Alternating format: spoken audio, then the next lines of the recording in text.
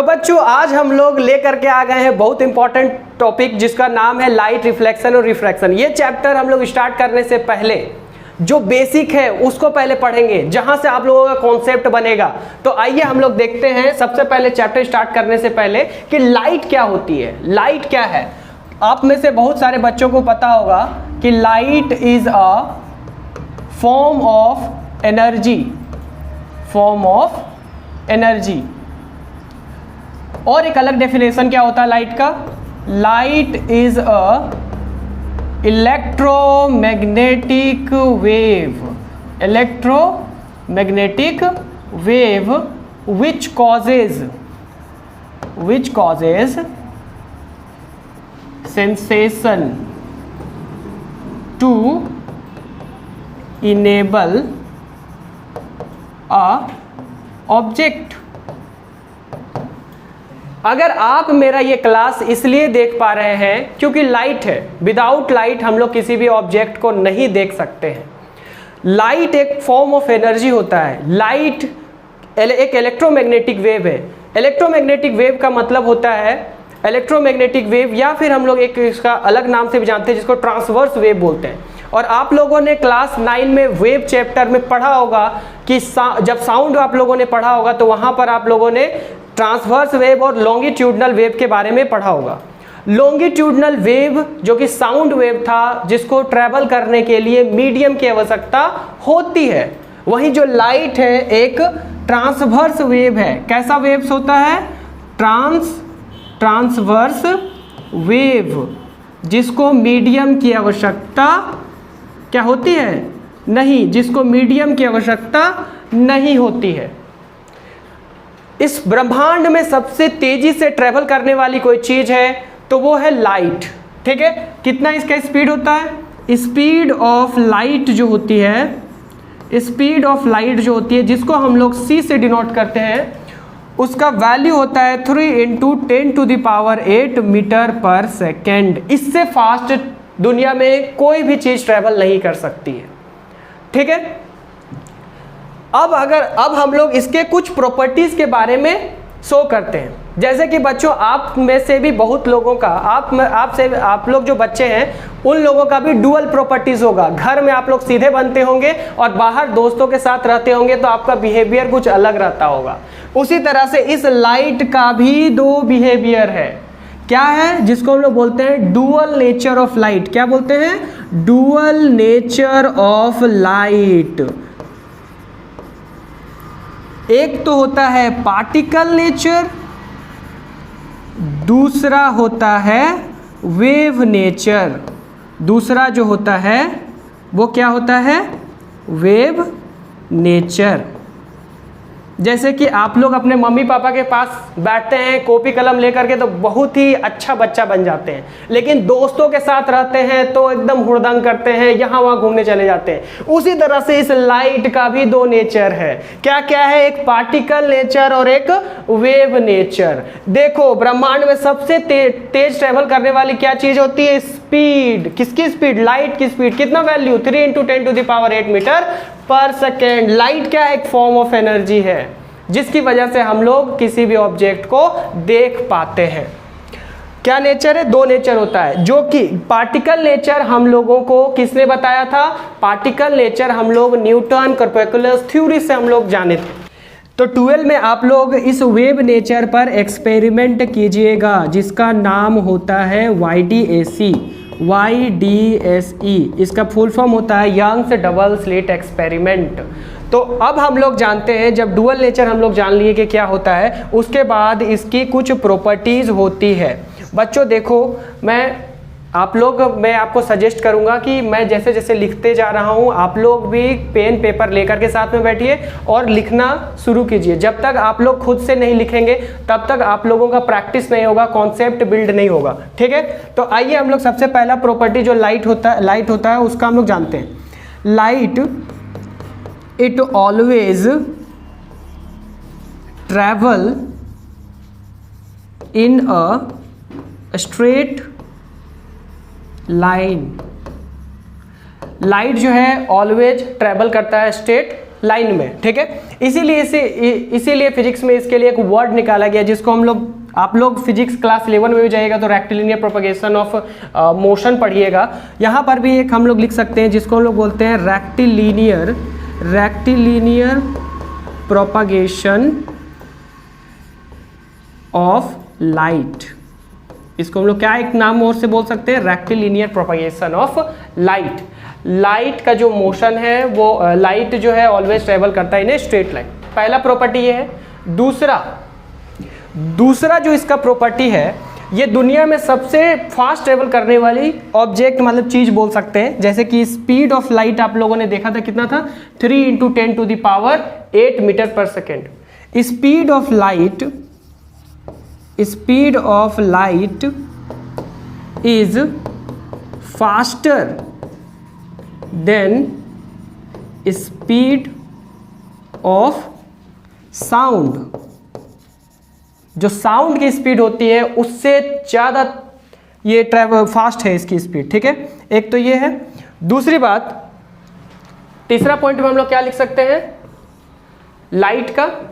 तो पहला तो हो गया कि स्ट्रेट लाइन में ट्रेवल करती है, दूसरा speed of light is faster than the sound, और एक पॉइंट इसमें और लिख सकते हैं कि speed of light have dual nature. ये इसके बारे में भी मैंने आप लोगों को बता दिया, ठीक है। तो ये 3 प्रॉपर्टीज है जो इंपॉर्टेंट है। लाइट ऑलवेज ट्रेवल करती है स्ट्रेट लाइन में, जिसको हम लोग रेक्टिलिनियर प्रोपगेशन ऑफ लाइट भी बोल सकते हैं। दूसरा, speed of light is faster than the speed of sound, and third, speed of light have dual nature. अभी हमको सबसे पहले जो पढ़ना है वो क्या है, रिफ्लेक्शन ऑफ लाइट। ये रिफ्लेक्शन ऑफ लाइट क्या होता है कि ये तो डेफिनेशन लिखा हुआ है, मैं तो वही सारा चीज बताऊंगा। Coming back of light rays to the same medium when they falls on a surface. यानी कि सपोज एक प्लेन सरफेस है, ये क्या है बच्चों, एक प्लेन सरफेस है, ठीक है।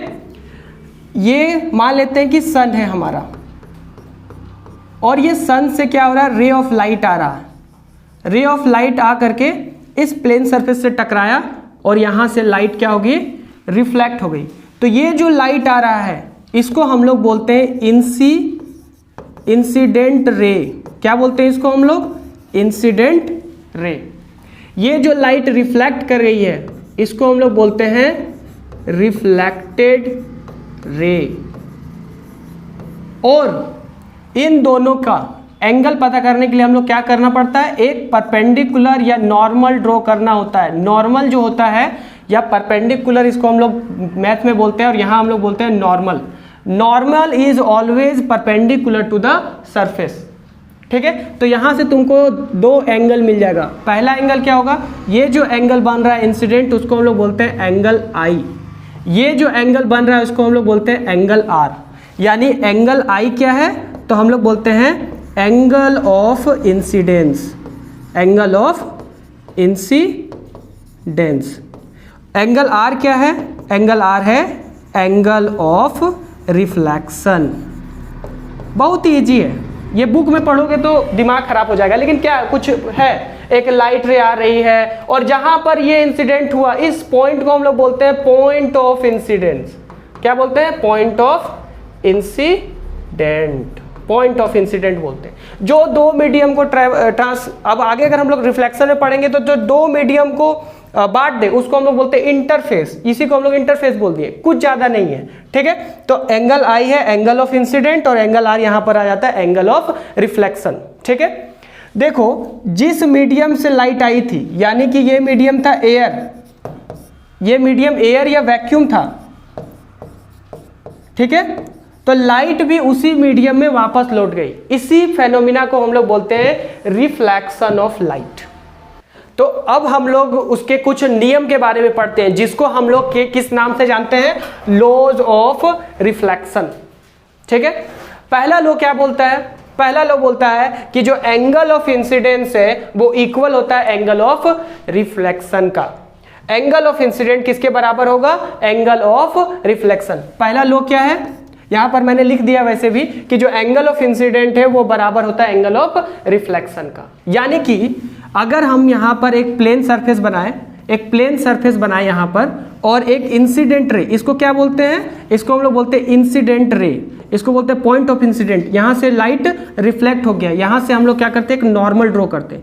तो ये एंगल हो जाएगा क्या, ये एंगल हो जाएगा आई हो जाएगा, और ये एंगल क्या हो जाएगा, आर हो जाएगा।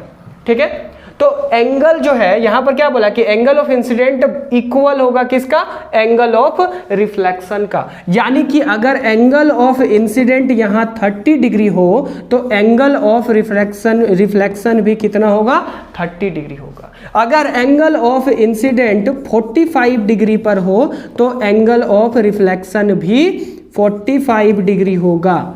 तो आप लोग कमेंट करके बताइए, अगर एंगल ऑफ इंसिडेंट 60 डिग्री है तो एंगल ऑफ रिफ्लेक्शन कितना होगा, ये हमको कमेंट बॉक्स में बताइए। लेकिन यहां पर एक और कॉन्सेप्ट है, क्या, अगर कोई रे ऑफ लाइट या इंसिडेंट रे नॉर्मल पर ही पड़ जाए, बात को समझो, क्या है कि अगर कोई रे ऑफ लाइट यानी इंसिडेंट रे जो है वो नॉर्मल पर पड़ जाए, नॉर्मल जिसको हम लोग बोलते हैं परपेंडिकुलर मैथ में, तो वो नॉर्मल पर पड़ जाए तो एंगल आई हो जाएगा 0 डिग्री, यानी कोई रिफ्लेक्शन नहीं, तो एंगल आर भी क्या हो जाएगा, 0।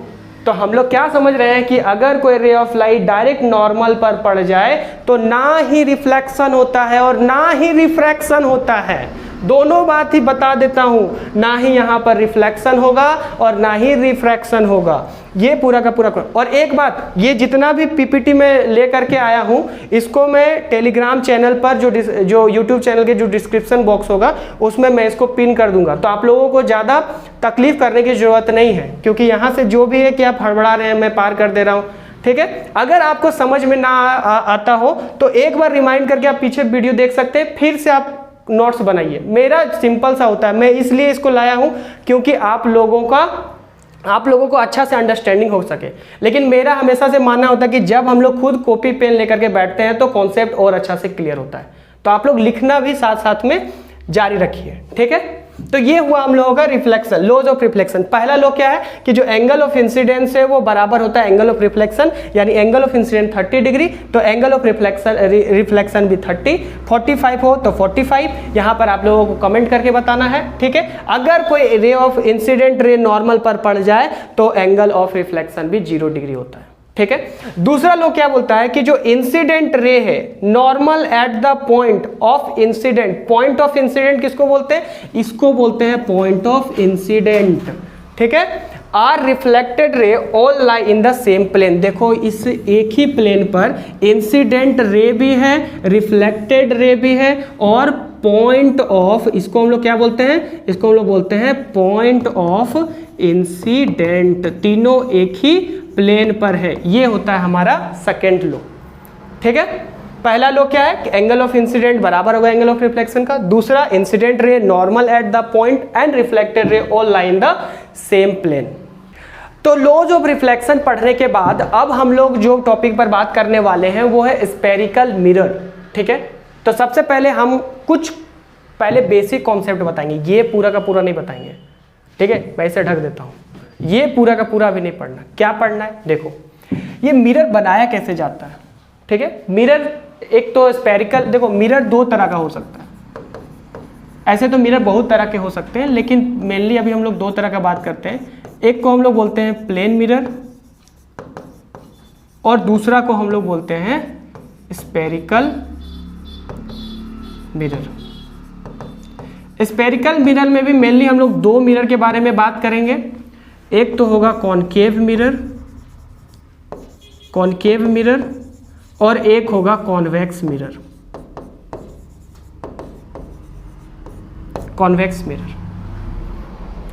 प्लेन मिरर चूंकि उतना इंपॉर्टेंट नहीं है, मैं आपको अगर एग्जाम पॉइंट ऑफ व्यू से बोलूं तो ये जो कॉनकेव मिरर है ये क्या है, ये इंपॉर्टेंट है। इस पर क्वेश्चंस बनेगा, न्यूमेरिकल तो इस पर भी बनेगा और इस पर भी बनेगा, लेकिन मेनली जो इमेज फॉर्मेशन वाला जो कॉन्सेप्ट होगा वो इस पर हम लोगों को लेके चलना है। तो अगर आप बहुत स्मार्ट बच्चा है, कोई क्या है हार्ड बच्चा है, जाकर के क्या करेगा, प्लेन मिरर को पढ़ने लगेगा, पूरा प्लेन मिरर पढ़ देगा कि इसका फोकल लेंथ क्या होता है, ये प्लेन मिरर कैसा इमेज बनाता है, इस पर पूरा वो रिसर्च करेगा, ठीक है, कॉन्वेक्स मिरर पर करेगा। लेकिन जो स्मार्ट बच्चा होगा, जो इस वीडियो को देख रहा है, वो जो स्मार्ट बच्चा है वो क्या करेगा, डायरेक्ट फोकस करेगा कॉनकेव मिरर पर, और कॉनकेव का 6 जो उसका इमेज फॉर्मेशन है उसको बना लेगा और पूरा का पूरा वो नंबर उठा लेगा। ठीक है, तो हम लोग मेनली किस पर बात करेंगे, कॉनकेव मिरर पर। ठीक है, तो यहां पर हम लोग 2 मिरर के बारे में बात करते हैं। अब ये जो स्फेरिकल मिरर है उसको कैसे बनाया जाता है, देखो एक ग्लास का क्या बोल सकते हैं, सर्कुलर स्फीयर लिया जाता है। इसका 85% हम लोगों का काम का नहीं होता है, इसका 85% काट करके निकाल दो। ठीक है, तो जैसे ही काट करके निकाल देंगे तो सिर्फ ये पोर्शन बचेगा। इसके बाद इसका पॉलिशिंग किया जाता है, इसको पॉलिश करके एक मिरर के रूप में बनाया जाता है। एक तरफ इसलिए पॉलिश किया जाता है क्योंकि अंदर वाला जो पार्ट है उसको रिफ्लेक्टिंग बनाया जा सके। मतलब जो अंदर वाला पार्ट, ये वाला जो पार्ट है, देखो ये एक तरह से गुफा की तरफ लग रहा है। इसको क्या है, देखो कि गुफा का मतलब, अगर आप लोग एनसीईआरटी में दिया हुआ है स्पून का एग्जाम्पल, वो सबको ही जानता है। ठीक है, गुफा वाला एग्जाम्पल से समझाते हैं। देखो एक गुफा है और जिधर से तुम घुस रहा है गुफा में एक केव बन रहा है। क्या बन रहा है, केव बन रहा है। तो उसी का नाम दे दिया, कौन घुस रहा, कौन उसमें जा रहा है भाई, तो उसको लिख दिया कौन केव।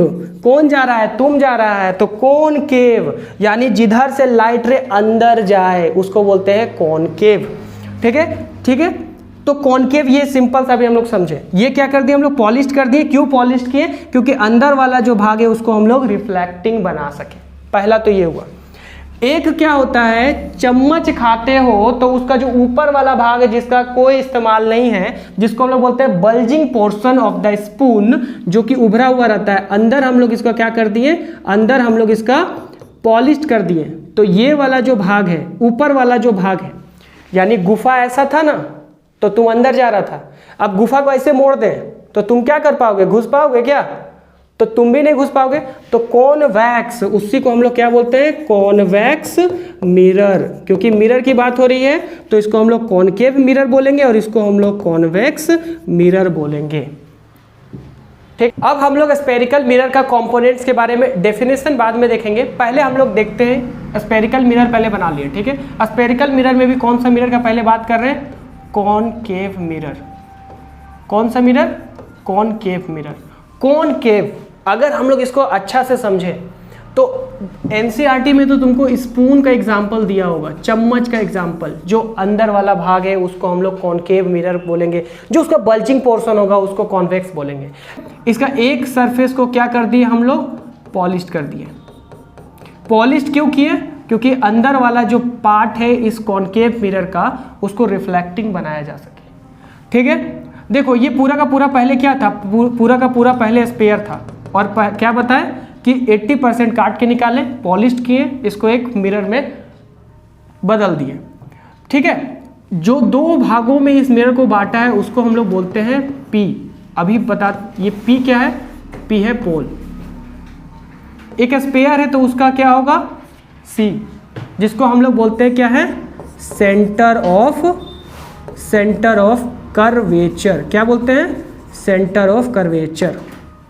अगर एक स्पेयर है तो उसका क्या होगा, रेडियस होगा, यहां से यहां तक, उसको हम लोग क्या बोलेंगे, उसको हम लोग बोलेंगे रेडियस, आर को बोलेंगे रेडियस ऑफ, आर को क्या बोलेंगे, आर को बोलेंगे रेडियस ऑफ कर्वेचर।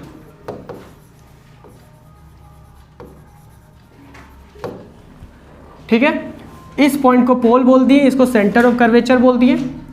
अब देखो, अगर कोई रे ऑफ लाइट, अब तो रूल्स में जब जाएंगे तो समझ में आएगा, इस पॉइंट को हम लोग बोलते हैं एफ। ये जो एक्सिस जो है, ये सेंटर ऑफ कर्वेचर और पोल को जो ज्वाइन करती है उसको हम लोग बोलते हैं प्रिंसिपल एक्सिस। क्या बोलते हैं, प्रिंसिपल एक्सिस बोलते हैं। इस पॉइंट को हम लोग बोलते हैं फोकस। ये प्रिंसिपल एक्सिस में होने की वजह से इसका नाम एक और है जिसको हम लोग बोलते हैं प्रिंसिपल फोकस। Principal focus. इसको पोल बोलते हैं, इसको ये देखो सेंटर से पोल तक की दूरी को रेडियस ऑफ कर्वेचर बोलते हैं। और एक चीज जो यहां से यहां तक की दूरी है, पोल और फोकस की दूरी, जिसको स्मॉल एफ से हम लोग डिनोट करते हैं, वो है फोकल लेंथ। उसको हम लोग क्या बोलते हैं? फोकल लेंथ बोलते हैं। अब एक चीज तुम लोग देखो और बताओ कि ये जो फोकल लेंथ है ये रेडियस ऑफ कर्वेचर का आधा है या नहीं है? तो एक फॉर्मूला बना या नहीं बना? क्या फॉर्मूला बनेगा? Focal length equal to radius of curvature by 2। तो फॉर्मूला बनेगा focal length equal to r by 2। तो यहां से ये फॉर्मूला पर न्यूमेरिकल्स बन सकता है। रेडियस ऑफ कर्वेचर तुमको न्यूमेरिकल्स में दिया हो, फोकल लेंथ ना दिया हो, तो क्या फॉर्मूला होगा? Focal length equal to radius of curvature by 2। इस पॉइंट को पोल बोलते हैं और इसको बोलते हैं फोकस, इसको बोलते हैं सेंटर ऑफ कर्वेचर। और ये जो एक्सिस सेंटर ऑफ कर्वेचर और पोल को जोड़ती है उसको हम लोग बोलते हैं प्रिंसिपल एक्सिस। ये जो डायमीटर ऑफ द मिरर या फिर इसको जो है लेंथ ऑफ द मिरर, इसको बोलते हैं अपर्चर। क्या बोलते हैं? अपर्चर। बस इतना पॉइंट याद रखना है हम लोगों को, क्योंकि जब हम लोग रूल्स में जाएंगे, रूल्स में जाने से पहले हमको वहां पर प्रिंसिपल एक्सिस पता होना चाहिए। सेंटर में है तो centre of curvature, radius of curvature, focal length ये हो गया जो distance between pole and focus, इसको फोकस बोलते हैं। इसका दूसरा नाम प्रिंसिपल फोकस भी है, इसको पोल बोलते हैं, इसको अपर्चर बोलते हैं। इसका फॉर्मूला भी हमको पता चल गया क्या है कि focal length equal to radius of curvature by 2, और इसका फॉर्मूला हो गया F equal to r by 2। Rule से जानने से पहले, क्योंकि बहुत बार क्या होता है ना कि बोर्ड में डायरेक्ट तुमको क्वेश्चन पूछ देता है कि रेडियस ऑफ कर्वेचर क्या होता है, सेंटर ऑफ कर्वेचर क्या होता है, पोल क्या होता है। तो मैं बस अगर तुम लोगों को याद करना है तो उससे बढ़िया है कि तुम लोग पहले वो जो फिगर मैंने बनाया वो बनाओ, उसके बाद सारा पॉइंट को सारा पॉइंट को डिनोट करो और उसके बाद लिखना स्टार्ट करो, ठीक है। वैसे अगर तुम लोग स्क्रीनशॉट लेना चाहते हो तो इसको स्क्रीनशॉट ले सकते हो, ठीक है। जो मैंने बताया था उसका पिक्चर में यहां पर लगा दिया। क्या है ये है पोल, ये है सेंटर ऑफ कर्वेचर, इसको हम लोग क्या बोलते हैं? सेंटर ऑफ कर्वेचर बोलते हैं। ये जो डिस्टेंस होता है सेंटर ऑफ कर्वेचर और पोल तक की दूरी को हम लोग बोलते हैं रेडियस ऑफ कर्वेचर। ये किसके बारे में बात हो रही है? तो कॉनकेव मिरर के बारे में हम लोग लिए हुए हैं, क्योंकि बाहर वाला पोर्शन जिसका क्या हो, पॉलिश्ड हो, अंदर रिफ्लेक्टिंग हो, वो कैसा मिरर होता है? कॉनकेव मिरर होता है। जो एक मिरर को दो भागों में बांटे उसको पोल बोलते हैं। जो डिस्टेंस होता है पोल और फोकस के बीच को उसको हम लोग फोकल लेंथ बोलते हैं। इसका फॉर्मूला भी क्या था? Focal length equal to radius of curvature by 2। ये फॉर्मूला भी याद था हम लोग को। ये प्रिंसिपल एक्सिस जो सेंटर ऑफ कर्वेचर और पोल से होकर के गुजरती है उसको हम लोग प्रिंसिपल एक्सिस बोलते हैं, ठीक है। इसको हम लोग अपर्चर बोलते हैं, यहां पर हम लोग अपर्चर बोलते हैं, ठीक है। अब हम लोग थोड़ा सा पॉइंट वाइज समझ लेते हैं कि क्या है। रेडियस ऑफ कर्वेचर डिनोट करते हैं r से। ये होता है distance between pole and the centre of curvature. जो रेडियस ऑफ कर्वेचर है वो डिस्टेंस बिटवीन क्या है? पोल और सेंटर ऑफ कर्वेचर का। दूसरा हम लोग बात करते हैं सेंटर ऑफ कर्वेचर, इस पॉइंट की बात करते हैं। ये सेंटर ऑफ कर्वेचर को क्या डिनोट करते हैं? Centre of that imaginary sphere of which mirror is part. इसको हम लोग क्या बोलते हैं? Centre of curvature. तीसरा है हम लोगों के सामने पोल। पोल को बोलते हैं it is the mid point of the reflecting surface. ये जो रिफ्लेक्टिंग सरफेस है इसका मिड पॉइंट को हम लोग क्या बोलते हैं? पोल बोलते हैं। तीसरा जो है वो है प्रिंसिपल एक्सिस, लाइन ज्वाइनिंग किसको किसको ज्वाइन करती है? पोल को और सेंटर ऑफ कर्वेचर को। ये है हमारा सेंटर ऑफ कर्वेचर, और जो पोल को जो लाइन ज्वाइन करती है उसको हम लोग बोलते हैं प्रिंसिपल एक्सिस। उसके बाद फोकस, इसको हम लोग प्रिंसिपल फोकस भी बोलते हैं। प्रिंसिपल फोकस क्या है कि the point on principal axis where all parallel light जो है वो मीट करती है। यानी यहां पर आगे जब रूल्स में पढ़ेंगे तो सारा चीज क्लियर हो जाएगा फोकस वाला। अपर्चर क्या है? जो affective diameter of the spherical, ये वाला जो है इसको हम लोग बोलते हैं अपर्चर। फोकल लेंथ क्या है? डिस्टेंस बिटवीन किसके किसके बीच की दूरी? पोल और फोकस की बीच की दूरी कहलाती है फोकल लेंथ। तो बस ये कुछ कंपोनेंट्स था जो कि जानना जरूरी था स्फेरिकल मिरर का। अब हम लोग कॉनकेव मिरर से रिलेटेड कुछ रूल्स जानते हैं जो बहुत इंपॉर्टेंट है। ये रूल क्यों पढ़ना इंपॉर्टेंट है, इसके पीछे का कारण बस इतना है, कोई भी समझ सकता है कि जब इमेज फॉर्मेशन करेंगे बाय द कॉनकेव मिरर, जब हम लोग इमेज फॉर्मेशन करेंगे कॉनकेव मिरर, तो यही 4 रूल्स का इस्तेमाल होगा। तो उससे पहले जब हम लोग इमेज फॉर्मेशन में जाएं, उससे पहले हम लोगों को क्या करना होगा, हम लोगों को समझना होगा कि क्या रूल्स है कॉनकेव मिरर का। तो सबसे पहले हम लोग एक कॉनकेव मिरर बना लेते हैं। कॉनकेव मिरर जिसका अंदर की तरफ लाइट जाता हो, केव, बार बार बता रहे केव, गुफा में। तो जैसे कि ये वाला जो पोर्शन है वो पॉलिश्ड होगा, और ये लाइन जो पोल को, इसको पोल बोलते हैं, इसको सेंटर ऑफ कर्वेचर बोलते हैं, जो पास करती है, the line joining between centre of curvature and pole is called principal axis. तो इसको हम लोग क्या बोलेंगे, इसको हम लोग बोलेंगे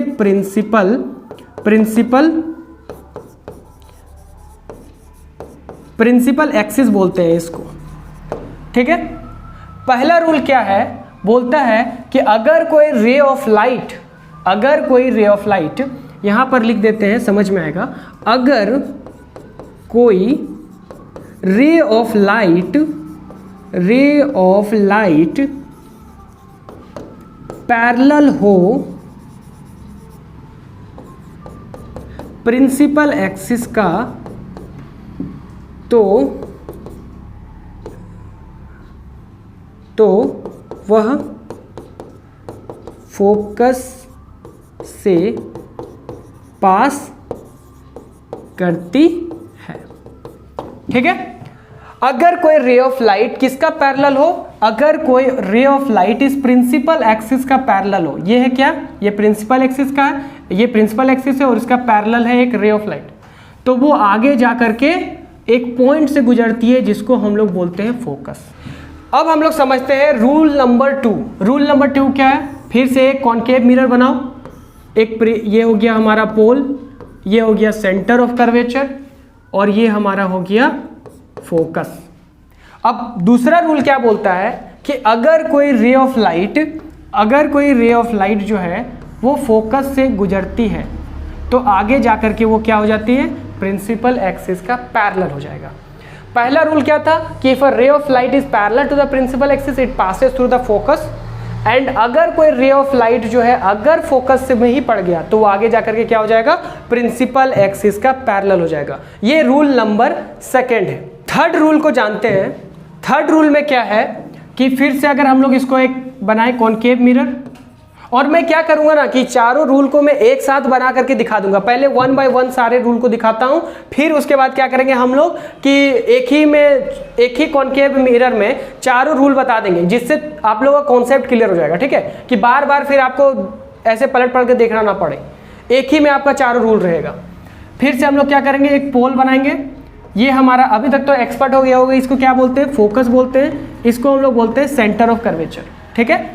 अब अगर कोई रे ऑफ लाइट जो है, कोई रे ऑफ लाइट इस सेंटर ऑफ कर्वेचर से पास करे, किससे पास करे, ये सेंटर ऑफ कर्वेचर से, मान लेते हैं सेंटर ऑफ कर्वेचर ये है, सेंटर ऑफ कर्वेचर से पास किया, तो विदाउट एनी डेविएशन वो वही पाथ पर लौट जाएगा, रिट्रेस बैक हो जाएगा। ये है तीसरा जो इसका रूल है। चौथा रूल क्या बोलता है कि एक रे ऑफ लाइट है, ये फिर से हम लोग बनाते हैं कि ये पोल है, ये फोकस है, ये सेंटर ऑफ कर्वेचर है। अगर कोई रे ऑफ लाइट इस पोल पर पकड़ता है तो 2 इक्वल भाग में क्या हो जाएगा, यहां पर तुमको क्या देखने को मिलेगा, एंगल ऑफ इंसिडेंट और angle of reflection, laws of reflection proof होता हुआ दिखेगा। ये 4 लॉज है और ये 4 रूल्स है जिसको हम लोगों को समझना है, और ये चारों रूल्स को हम लोग एक फिगर में बनाने का कोशिश करते हैं। देखो कैसे होगा, अगर हम लोग एक क्या बना दे, कॉनकेव मिरर बनाएं। ठीक है, कॉनकेव मिरर, चारों रूल को हम एक फिगर में बनाने की कोशिश करते हैं। इसका क्या करें, ऊपर वाला भाग को हम लोग पॉलिश कर दें। ठीक है। अब क्या करें कि एक प्रिंसिपल एक्सिस जो कि लाइन ज्वाइन करे किसको, पोल को और सेंटर ऑफ कर्वेचर। ठीक है, ये हो गया हमारा फोकस। अब आगे अगर हम लोग देखें तो रूल नंबर 1 क्या बोलता है? रूल नंबर 1 बोलता है कि अगर कोई रे ऑफ लाइट पैरेलल हो प्रिंसिपल एक्सिस का, ये प्रिंसिपल एक्सिस का अगर वो पैरेलल हो, अगर इस प्रिंसिपल एक्सिस का पैरेलल हो तो आगे जाकर के वो कहाँ से गुजरती है? वो फोकस से गुजरती है। तो इसको हम लोग मान लेते हैं रूल 1, R1 मान लिए इसको हम लोग, ठीक है। दूसरा, अगर कोई रे ऑफ लाइट इस फोकस पर ही पड़ जाए, इस फोकस पर पड़ जाए, तो आगे जाकर के वो प्रिंसिपल एक्सिस का पैरेलल हो जाता है। इसको हम लोग लिख देते हैं रूल 2।